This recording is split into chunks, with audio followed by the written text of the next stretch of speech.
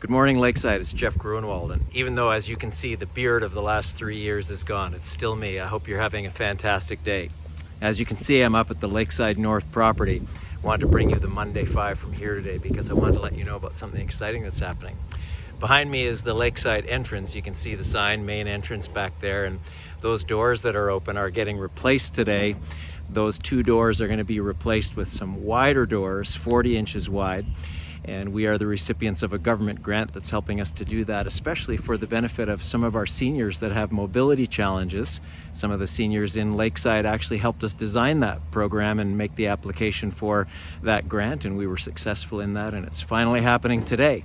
So what you'll find when you come to Lakeside is that there's going to be a post outside the door that will have a push button on it that you can activate that door, and that'll be good for not only mobility challenges but people delivering large things at Lakeside and just people in general coming in on an icy winter day or anything like that. So very thankful for that. But I also wanted to stand here because I wanted you to see up behind there. There's the Lakeside steeple. I had this funny thing happen to me. Actually, it wasn't so funny. Late last fall, I was walking up to the church and I looked up there at the steeple and I thought it was my imagination, but I thought, is that steeple crooked? And I became convinced that it was crooked, and I had to get Larry Sosnowski out here, and sure enough, it was crooked because the wooden structures that support the weight of that steeple, the top part, were starting to weaken and deteriorate, and the steeple was starting to lean. And so we had to get busy on a plan to get that repaired, and we met some Mennonites up in St. Jacobs called Conestoga Carpenters, and they're going to be coming up in just a few weeks' time and fixing that, strengthening those wooden structures. You can see the peaked roof that's partway up there above the bricks. They're going to be strengthening that, replacing that ceiling, wooden ceiling, and pulling the steeple back down onto it, so it'll continue to be that light on a hill that it's been for all these years, just reminding people that something good, something of God is happening up here. We're also going to be getting repairs done to the roof of Lakeside, and I suppose that's, let's see if I can get it behind the tree here, but that's a way up on our metal roof part of our building. You can't really see it from here, but you know that we've had some water leakage through Lakeside in front of our cafe over the last few years, and we are addressing that with some professionals that are going to come in and do some work up in that ceiling. So very thankful for that too, just lots of good things.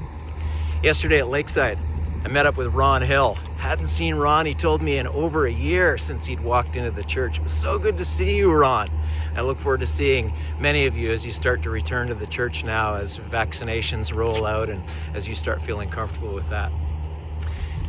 I also wanted to bring back to mind something I wrote about last week in the Monday column. You remember I talked about Jesus' baptism and how it was said that it was like a dove descending in bodily form when the Holy Spirit descended upon Jesus. And I invited you to write me stories of things that have happened in your life that were hard to describe, hard to put in a box, hard to really understand, but you knew something of God had happened. Yesterday I ran into another one of our Lakeside guys who told me just a mind-blowing story. He told me of a time that he was far away from God and had grown up in a family that was quite opposed to things that were of God. And he felt that God was somehow at work drawing him, showing him that there were things he needed to get away from, things he needed to draw towards God. And at one point he was invited to go to this event at a bar. And when he was at the bar, he met this woman.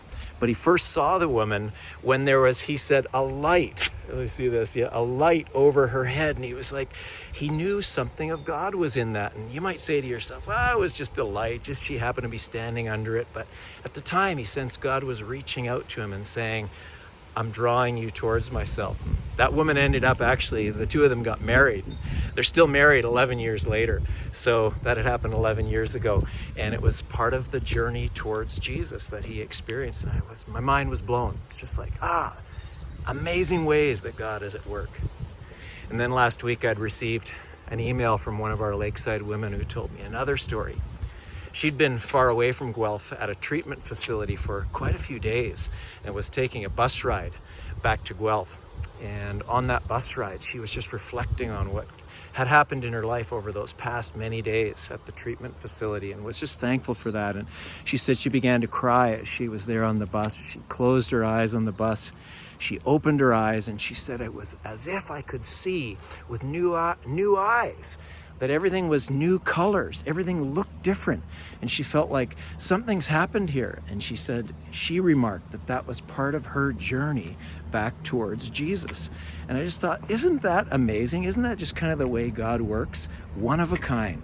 He's concerned about every specific individual.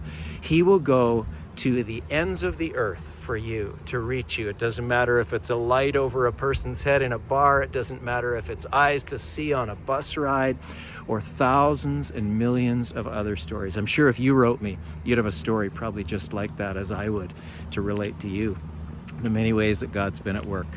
Friends, we know you just have to turn on the television, read the newspaper, read your news feed to see the latest set of bad news. It's everywhere. But there's good news, and the good news is God is at work. He hasn't forgotten us. He hasn't forgotten you. No matter your situation, He will go to the ends of the earth for you. Isn't that amazing? It gives me hope, it gives me life, it gives me excitement for the future. Hope to see you sometime soon. As you know, the church is open for in-person services. Once again, we welcome you to pre-register for that. We also welcome you to pre-register for barn services that are starting Canada Day weekend. We're gonna have some fun. That's away out there past the parking lot. Anyway, take care. We'll see you soon. Bye for now.